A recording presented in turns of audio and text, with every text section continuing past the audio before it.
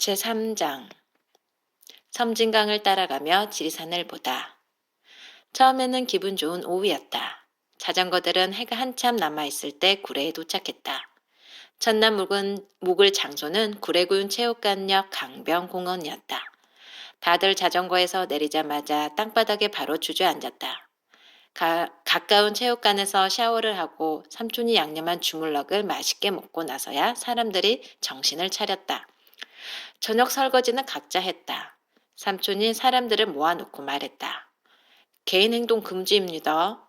절대 캠프를 벗어나지 말고 푹 쉬세요. 첫날 일정을 무사히 마쳐서인지 다들 기분이 좋아 보였다. 지은이 누나가 캠핑카가 언제 오느냐고 물어보기 전까지는 저기 있잖아요. 삼촌이 트럭을 가리키며 대답했다. 다들 여자친구와 만나요라고 써진 빨간 트럭을 쳐다봤다. 지은이 누나가 고개를 갸웃거렸다. 저건 그냥 트럭이잖아요. 모집 안내할 때 캠핑카라고 했었는데? 캠핑카 맞아요. 이제 슬슬 캠프를 만들어 봅시다. 삼촌이 씩 웃으며 트럭 짐칸에서 긴 가방을 4개 꺼내왔다. 자, 텐트 치는 건 각자 하세요. 지은이 누나는 시키는 대로 텐트를 치려는데 희정이 누나가 발끈했다. 나도 진짜 캠핑카에서 자는 줄 알았어. 이거 사기 아니에요? 사기라니요. 삼촌 목소리가 커졌다. 희정이 누나도 지지 않았다. 그럼 이게 뭐예요? 누가 저걸 캠핑카라고 해요? 어디서든지 캠핑을 할 수 있으니까 캠핑카죠. 카페에 지난 여행기하고 사진 올려놓은 거 안 봤어요? 네, 당연히 안 봤죠. 오고 싶어서 온 것도 아닌데. 누가 그런 걸 봐요? 지은이 누나가 희정이 누나 팔을 잡았다. 언니, 그만해요. 나 그냥 궁금해서 물어본 거예요. 아니야, 너 잘못 없어. 이 사람들이 거짓말한 거야. 삼촌이 일어섰다. 박기정 씨, 우리는 앞으로도 이렇게 잘 겁니다. 밥도 대부분 해 먹을 건데 어떡할 겁니까? 그걸 왜 나한테 묻는 거예요? 돈 받을 거 다 받아놓고 이렇게 싸구려로 하면 어떡해요? 싸구려? 삼촌이 희정이 누나를 노려봤다. 희정이 누나도 지지 않고 삼촌을 흘겨봤다. 둘레가 지 죽은 듯 조용해졌다. 모경호 아저씨가 웃으며 끼어들었다. 왜들 이래요? 앞으로 쭉 볼 사람들인데. 아니에요. 지금부터 안 볼 거예요. 집에 돌아갈 테니까 환불해 주세요. 삼촌이 고개를 끄덕였다. 좋습니다. 출발 이후 환불은 없지만 박기정 씨는 특별히 환불해 드리죠. 아버님이 대신 신청했고 참가비도 냈으니까 아버님한테 먼저 연락드리겠습니다. 삼촌이 누군가한테 전화를 걸더니 희정이 누나한테 전화기를 내밀었다. 내키지 않는 표정으로 전화기를 받아든 희정이 누나 목소리가 대번에 풀이 죽었다. 아빠, 내 말 좀 들어봐. 나 정말 못하겠단 말이야. 희정이 누나 얼굴이 빨개졌다. 희정이 누나가 전화기에 대고 울 것처럼 애원하는 동안 삼촌이 딴청을 부리며 나한테 말했다. 저기가 지리산 노고단이다. 꼭대기까지 오르막길이 10km쯤 되지. 죽이는 길이야. 오르막길 17km를 오르려면 사람이 정말 죽을 것 같았다. 혹시 삼촌이 미친 게 아닐까? 미치겠네 정말. 희정이 누나가 삼촌한테 전화기를 던지다시피 돌려줬다. 희정이 누나가 구석에 있는 나무 의자로 쿵쿵 걸어가더니 무릎을 감싸 안고 고개를 묻었다. 지은이 누나가 다급하게 뒤를 따라갔다. 만석이 형이 삼촌한테 물었다. 박 교수님이 뭐래? 절대 돌려보내지 말래. 그 양반이 자전거 좀 좋아하냐? 이번에도 같이 오려고 했는데 완주증 안 받아오면 유학 못 보내준다니 누구 좀 속 타겠어. 삼촌이 씩 웃으며 텐트 가방을 열고 사람들한테 말했다. 텐트 빨리 치면 그만큼 빨리 잡니다. 사람들이 우르르 매달려 텐트를 치고 바닥에 깔개를 깔았다. 줄지어 텐트를 쳐놓으니까 그럴싸했다. 나는 바짝 말려 뽀송뽀송한 침낭을 나눠주었다. 더워서 침낭이 필요 없을 것 같은데 삼촌은 침낭에 작은 이름표까지 달아주면서 새벽에 선선하니까 다들 꼭 덮고 자라고 강조했다. 리나 누나까지 여자 넷이서 큰 텐트를 쓰고 웨인 형과 동혁이 형, 상욱이의 아저씨가 한 텐트를 맡았다. 모경호 아저씨가 물었다. 나는 배병준 씨랑 둘이 잡니까? 삼촌이 고개를 저었다. 이따가 한 명 더 옵니다. 지리산 종주를 하고 오늘 내려오기로 했는데 좀 늦네요. 해가 졌다. 가로등으로 벌레들이 날아들었다. 모기가 팔을 물었다. 삼촌이 텐트 앞마다 모기향을 비우고 물파스를 나눠주었다. 아침에 거둘 테니까 잃어버리지 마세요. 그리고 허락받지 않는 한 외출 금지입니다. 사람들이 텐트 안으로 들어갔다. 삼촌이 트럭에 시동을 걸더니 나를 불렀다. 장 보러 가자. 삼촌은 시장에 가서 얼음을 사서 아이스박스에 넣고 터미널 옆에 있는 굴의 이마트로 갔다. 물을 사서 계산을 할 때 아이스크림 하나 사달라고 했더니 삼촌이 고개를 저었다. 다 같이 먹을 수 없으면 다 같이 굶는다. 그럼 다 같이 먹으면 되지? 돈 없어. 손가방 속에 10,000원짜리가 많이 들어있다는 걸 다 봤는데 삼촌은 자연스럽게 거짓말을 했다. 보통 때 같으면 치사해서 안 먹겠는데 오늘은 자꾸 눈이 갔다. 먹고 싶은 걸 못 먹으니까 기분이 처량했다. 겨우 500원짜리여서 더 그랬다. 삼촌 전화기가 울렸다. 응? 터미널이라고? 기다려, 금방 갈게. 터미널 앞에 커다란 배낭을 맨 사람이 서 있었다. 그 사람이 차에 타는 순간 고약한 냄새가 확 밀려왔다. 몇 달 동안 목욕 안 한 겨드랑이 냄새 같았다. 삼촌님 밥은 먹었느냐고 묻자 그 사람은 트림으로 대답했다. 김치찌개였다. 가운데 자리에 앉지만 않았다면 당장이라도 차에서 뛰어내릴 뻔했다. 삼촌이 그 사람을 소개해 주었다. 운문한 형이다. 우리나라에서 8번째로 자전거를 잘 타지. 형, 6번째라. 8등이나 6등이나 그게 그거 같은데 문한이 형은 진지했다. 셋이서 캠프로 돌아올 때였다. 캠프에서 조금 떨어진 구멍가게 앞에 모경우 아저씨가 보였다. 혼자 가게 앞 대나무 평상에 앉아 맥주병을 기울여 술을 따르고 있었다. 구멍가게 안에 있던 주인 할아버지가 머리를 내밀고 점점 가까워지는 우리 트럭을 물끄러미 바라보았다. 삼촌이 차를 급히 세우고 밖으로 나갔다. 모경우 씨! 모경우 아저씨가 깜짝 놀라는 바람에 술이 넘쳤다. 영우 아저씨가 어색하게 웃었다. 석희 씨 왔어?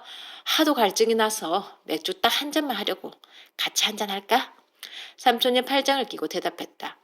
그 맥주 한 모금만 마셔봐요. 당장 침 싸서 돌아가게 될 겁니다.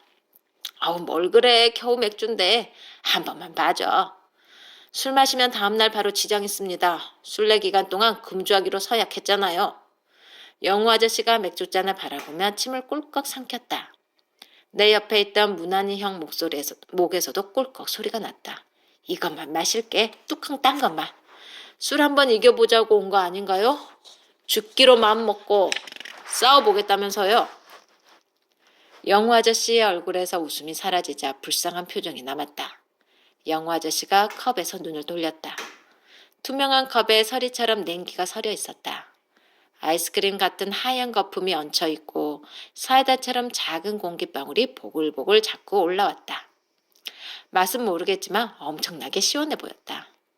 하루 종일 땀으로 목욕해서인지 시원하기만 하다면 비눗물도 마실 수 있을 것 같았다. 혀 깨물고 참아봐요. 우리 한번 해봅시다. 삼촌이 영우 아저씨 어깨에 손을 얹었다. 영우 아저씨가 머뭇거리다가 벌떡 일어났다. 구멍가게 할아버지가 밖으로 나오며 화를 냈다.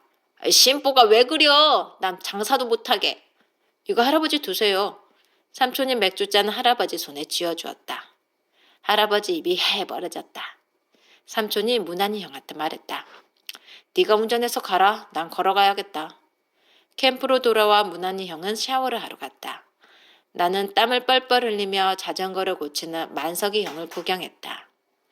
힘을 쓸 때마다 비쩍 마른 팔과 어깨의 장 근육이 꿈틀거렸다.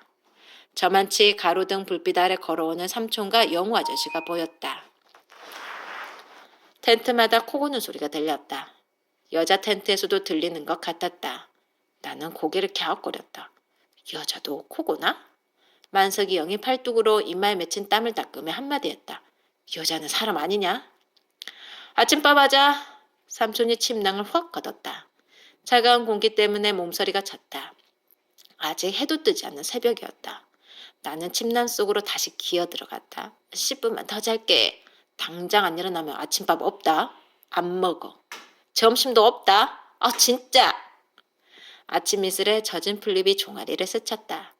나는 눈곱을 떼면서 삼촌이 썰어준 감자를 볶았다. 삼촌은 밥하고 달걀국을 끓였다. 마지막으로 삼촌이 달걀 프라이 13개를 하는 동안 나는 텐트를 돌아다녔다.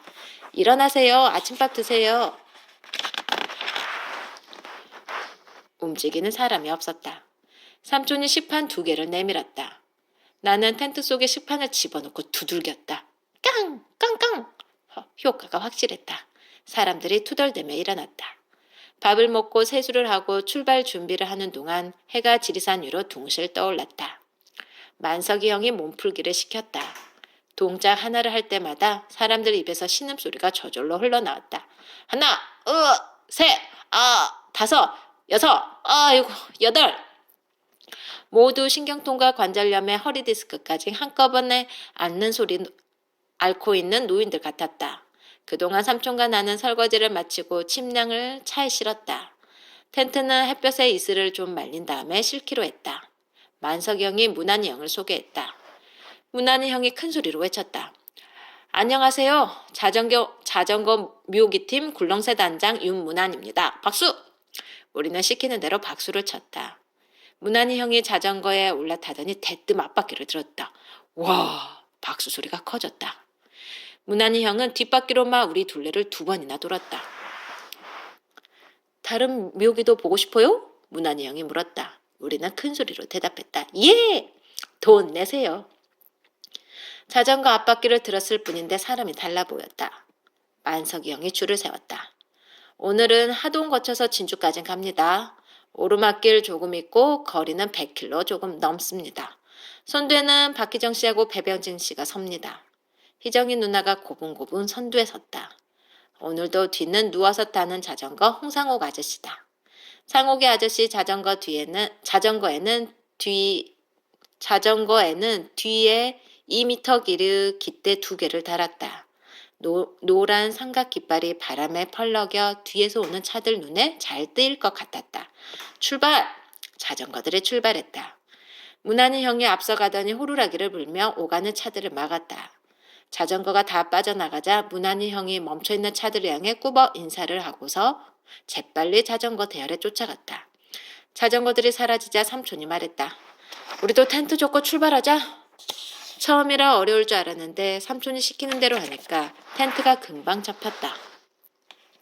짐을 정리해서 차에 싣고 남겨둔 물건은 없는지 쓰레기는 치웠는지 점검을 하고 차에 올랐다. 삼촌은 자전거들이 간 길과 반대쪽으로 차를 몰았다. 자전거 저쪽으로 가던데? 삼촌이 고개를 끄덕였다. 우리는 강 건너편 길로 간다. 이쪽 경치가 더 멋져. 다리를 타고 강을 건넜다. 물이 맑고 바위가 많은 강이었다. 섬진강이라고 했다. 우리나라에서 가장 아름다운 강이다. 꼭 여자친구라도 소개하는 것 같았다. 한강 말고 다른 강을 본 적이 별로 없어서 우리나라에서 제일인지는 모르겠지만 좋기는 좋았다.